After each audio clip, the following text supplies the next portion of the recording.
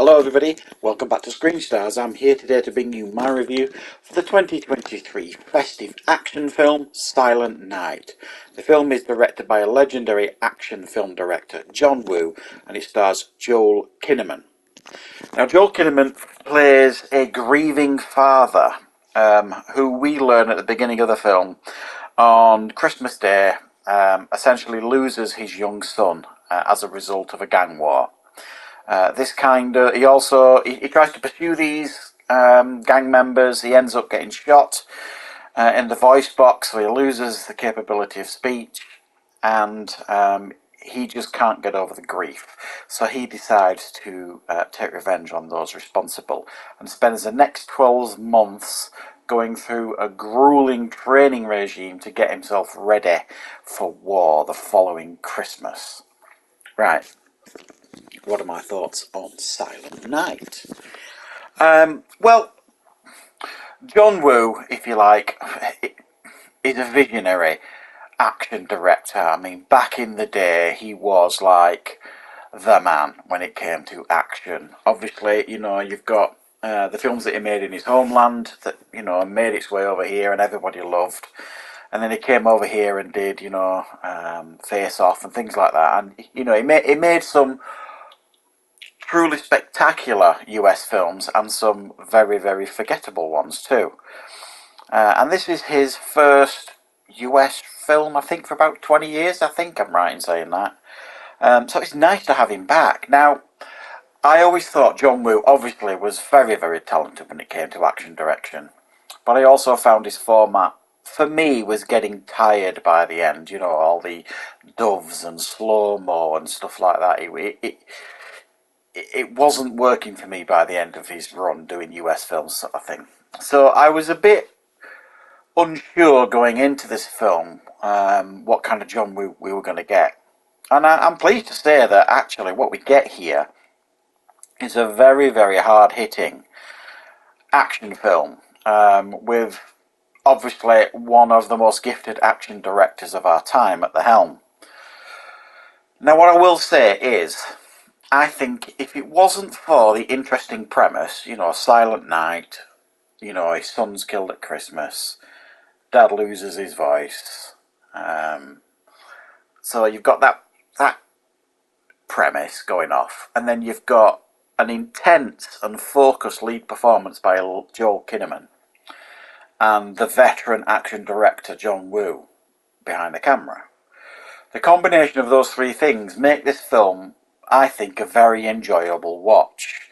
If it wasn't for those three things, what I think we would have here is a very generic and by-the-numbers action film. And there are moments in this film where you kind of feel that way, and you forget, if you like, that it's John Woo behind the camera. I thought 75% of this film was pitched just right. You get to see this father grieving, and very, very strong performance by Joel Kinnaman here. He pulls off not only the physical side of the performance, but the acting side too, by expressing, and you definitely get the sense of his grief through his lack of speech, just through his acting ability. So you get this central performance that I just think is really fantastic, and it lends so much to the film that makes it very, very watchable. But if it wasn't for that, there would be moments where the film just, if it wasn't for him and his really focused performance, the film wouldn't have worked nowhere near as well as I thought it did. And for the most part, as I've said, the film up to about 70-75% of the film I thought was pitched just right. You've got this, like I said, the father grieving, and then you've got this whole training regime leading up like 10, 11, 12 months sort of thing. And he marks it on his calendar when he's going to kill them all. I see you see him go through this regimented training routine, from him being not a very good shot to not very physical, and etc., etc., etc., to this killing machine by the end of the film. And then you get to the actual point where he, executes his plan. And while I think the action is very good for the most part, there are also moments in the action in the last 25% of the film that felt quite dated. Kind of like, okay, yeah, it's got John Woo's signature all over it, and it's very choreographed, and it's almost artistic at times. But again, it doesn't feel wholly original. And it's not nearly as impactful as I thought it was going to be. And I don't necessarily know what I expected. Whether I expected this like vicious Terminator type person by the end of the film, and you kind of get a little bit of that, but not. You still see quite a vulnerable side to him. So for me, the last 25% of the film wasn't as big a payoff as the rest of the film suggested.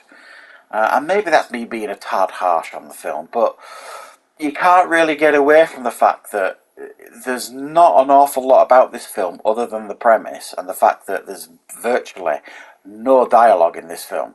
I mean, if you like a lot of speech in your film, a lot of people chatting and dialogue, you're going to be very disappointed here. There's almost no dialogue in this film. The clues in the title, guys. There's none. Very, very little.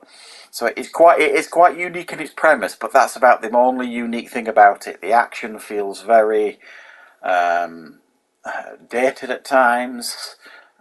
You've seen it all before. There's nothing, you watch that and you think, wow, I've never seen that before in an action film. And I think that's what this film really, really lacked to go along with the cool, Christmas action film idea.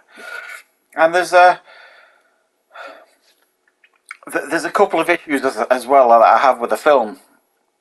And these are only like minor niggles, but there's like, after like, he's shot at the beginning of the film, Joel Kinnaman's character, and his son's dead.